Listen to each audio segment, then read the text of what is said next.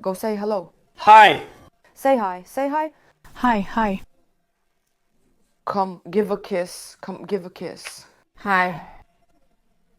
I was freaking out here, tell them. Really badly. Hi everyone, my name is Alina and my 7-year-old daughter is Anelia and she has autism. She has high tissue elasticity, joint instability and impaired sensitivity to pain.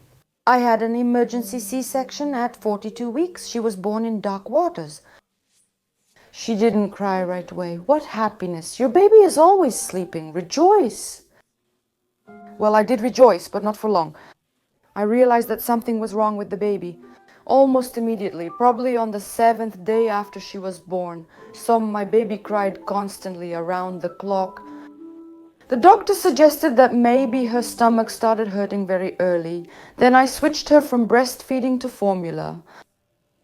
We thought maybe she wasn't getting enough to eat, that's why she was crying. But absolutely nothing changed. And from 3 months old, she started sucking her fingers, sucking them so much that she would eat the skin. And then some very alarming signs started. Yes, she began knocking out her own teeth. With what? With nothing. She would just wake up and bite into the bed. She would gnaw on wood, she would gnaw on metal, she would gnaw on her fingers, she would gnaw on her lips and cheeks. It's hard to show, but if you get close, you can see she has no part of her tongue. When she ate her tongue, it looked just like an accordion. She had it to the point where the tissues at the tip were already dying. It turned black and burgundy, and then it just dried up and fell off. She couldn't explain her actions. They called it an infection. When we went there, they just asked why we were there. Go to your local clinic where you live. We go to the clinic. They say, we don't know what to do with you. Go to the hospital. And it was this kind of vicious circle, even to the point where they would say, go to the dentist, it's their problem. Let them prescribe you something. Hi, hi, wave your hand. Hi. Say what's there, hi, and send a kiss, a kiss. So to her, you're basically just outside sensory noise. I don't know how much she understands you. It's very hard to determine, because she can't answer questions like that for me, but she does pick out something for herself, at least partially, if there are some familiar words. Also, she needs to get comfortable with you. In a new place, she might not even notice you filming her, because she would be interested in everything around her, but not specifically in you. The fact that she started having, well, and already had problems with perception, but I started to clearly notice them. I realized this by the time she was 1 year old. I remember once when our radiators were on and everything worked because it was so cold at home. And she would come up not just to a hot radiator, that's putting it mildly. She would hold on to the heaters, or her hands would literally get cooked, the skin would stick to them, she would peel it off, just rub it. Or, well, you understand, for a healthy person, if I pinch you just a little harder than usual, it hurts, but here the person's skin was completely peeled off. If only I could get that wonderful card now, the one they wrote when she was 1 year and 1 month old. I won't say which institution. They wrote that she had bad habits. So what was happening to the child was considered bad habits. I started searching through different groups and looking around, and I realized that at the level of RB, at the level of some Russian medicine or anything else, I couldn't find anything similar. And then I found a wonderful group. I still remember it was called Gift of Pain. The association was focused, it was actually American. They talked about children who have complete insensitivity to pain, both adults and children and so on. By the way, in America, there is a test that shows the degree of this sensory insensitivity in human tissue. There are 3 degrees. And I understood that if the first stage is when people have completely preserved intelligence, and I saw that she had mental disorders, then the very last stage, their children don't even live to be 10 years old. They self-destruct because they have severe mental disorders. At the same time, there's a lack of sensitivity and severe intellectual disability. By age 1, she had 16 teeth, but by 1 year and 5 months, only 7 remained. She pulled them all out. Closer to 1 year old, she was already eating away at the inside of her cheek. She was literally chewing on herself 24/7. She would wake up and her whole pillow would be covered in blood. When we went outside, all her jackets, all her overalls, absolutely everything was covered in blood. Imagine a young mother traveling with her child, unable to calm her as she bleeds and not knowing what to do. The doctors offer no answers, only suggesting things like giving the child a bath or some Tenoten. She had her first fracture at 7 months old at home. We took her out of the crib, took off her onesie, and realized that something was wrong with her arm. I called an ambulance. We went to the trauma center. Sit down, Nelia. And there they examined her, took an x-ray, and said that she had a broken arm. After that, once again, the parents were attacked. How did we allow a fracture to happen? But how do you explain to people that we don't even know ourselves? How did she wake up with a triple arm fracture, 3 breaks, without explanation? And then, of course, things got even more complicated. Her fractures just wouldn't heal. And then we had to wear a cast for about 5 months. I held her, rocked her, and cooked for her because she was hyperactive. And what you see now is her as a calm person. She used to be very hyperactive and hard to keep still. I mean, she was constantly moving around, absolutely restless. Can we just turn the sound? We can, but she'll probably turn it back on. Try turning it off, and if she agrees, but she might not agree. I'm telling you right away, she might not agree.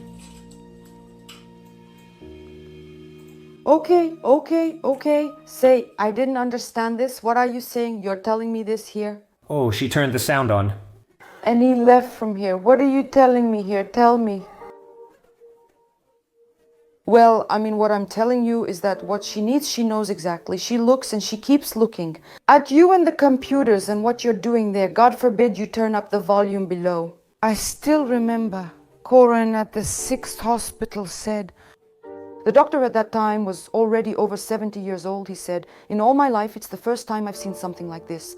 He said, with a triple fracture, he said, the child uses his arm as if it's healthy. But at that moment, he didn't know yet that we would still, with him, bring our own. We would bring soon, so there were some surprises there as well. When she had a little bone crack in her leg, she was about 2 years old. At that time, did she cry or how did she react? No, absolutely no reaction. By that time, I had already given birth to my second child. My son was a month old, and that's when she got injured, which became the main problem for many years. A child who was absolutely able to walk, jump, and run from birth became completely bedridden. I followed her to the kitchen and saw something was wrong. She kept walking and then falling. I know my child who, would pull out her own teeth, eat her own skin. She had already, roughly speaking, had 4 fractures, and now just because she pulled her knee, she can't walk. I mean, these are some amazing things. I called the ambulance again, and they told me, based on the way it felt when they touched her thigh, that my child might have a hip dislocation. I have an autistic child with a hip dislocation in my arms. My child is small, and I'm outside unsure where to go. Now she doesn't bite. She doesn't bite her cheeks. She doesn't bite her hands. But this past year she developed a new problem. She started picking at her own skin. I mean, even if you just lift her shirt, you know.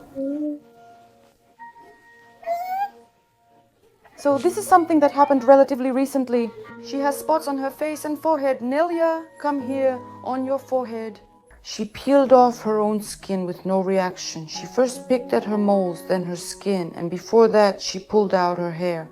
She stopped pulling her hair, thank God, but then started picking at her skin. So it just keeps changing chaotically from one thing to another, and you think, what surprise will there be today?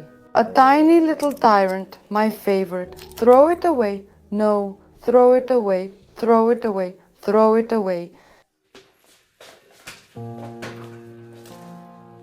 Good job. The fact that she was autistic was clearly already by the time she was 2.5 years old. Officially, she has autism as her permanent official disability diagnosis since she was 5 years old. My child can speak. It's not that she can't speak, it's that she doesn't have, well, the motivation to communicate with us. She only communicates when she needs something. If she wants masha or porridge, she'll just say masha porridge. or if I'm really annoying her with something, or she doesn't want me to be there with her, or if I'm making her do something, she can tell me go. Well, she can push me with her hand and say go.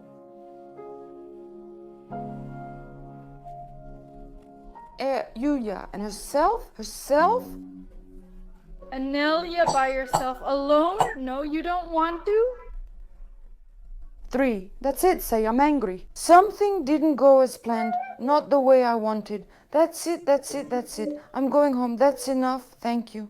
All right, should I put my shoes on? Yes. She started telling you she's bored and asked why you left the room. She's driving me crazy. I'll tell you more. At 3.5 years old, she couldn't even hold a spoon. What can I say? She couldn't concentrate enough to simply put a ring on a stacking toy. I'm not even talking about creating a sequence from big to small. She couldn't even walk through a doorway. She would bump into every corner, every wall. She would hit her head on pots. She didn't notice objects, animals, or people. She was constantly in some kind of foggy state, yes. She felt comfortable. At that time, I couldn't leave her with anyone in the state she was in. Let me give you a very simple example that, has stayed with me for the rest of my life. At that time, I was 5 months pregnant. I was going to take some tests again. I went to get the tests done, and my mom called me crying her eyes out. Alina, I was putting her to bed. She started having a tantrum and just tore off her own fingernail. As a heartfelt confession, yes, but these are such silly things. How can you protect yourself from this when something like this really happens with your child? Have you ever dealt with something like this? No, I haven't even heard of anything like that. I've never had either. As a teacher, I worked at a boarding school and have seen special needs children before. This isn't new to me. I wasn't shocked that I had a special needs child. I didn't fall into depression. I didn't withdraw it into myself. I didn't ask questions like, why me? What is this for? Or anything like that. I accepted that my child is like this. That's how he is. The next step. What do I need to do to help her? So that, first of all, she stays alive and is more or less healthy. We're not focused on normal development right now, just on making sure she doesn't self-destruct. I went to bed with this thought, woke up with this thought, ate, slept, and so on. I'm not going to pretend and say that I always woke up with a big smile, like everything was great, everything was perfect. No, it wasn't like that. There were different periods. There were times when I would just cry for days when I was home alone. Mostly I was always at home anyway. When someone came home, I'd quickly wash my face, put on makeup, and do something else. I'm doing well. Everyone says, Lynn, how are you? You're great. Good job. You always keep it together. Everything's so good for you. But at night, when my child can't sleep for days, screams and self-harms, I lie down. He has trauma. With my second child, I couldn't go outside and would cover myself with a blanket like this. And I would just cry, from my own helplessness. In the morning, I would get up and acted as if nothing happened. Now, I haven't cried in a long time.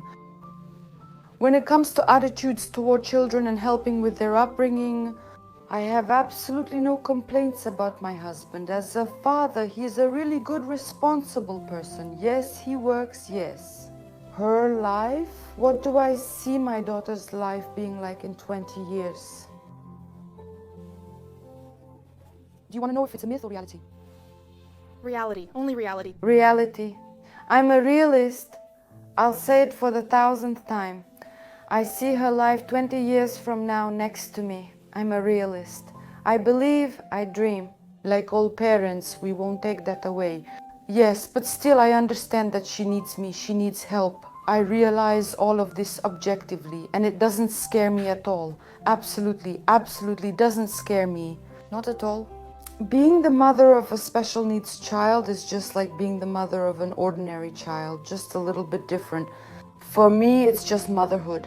It's not some kind of achievement or some kind of burden. Yes, it's a different life, but nothing more.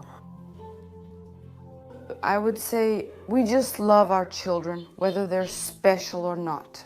I have both a special and a typical child, and I love them equally.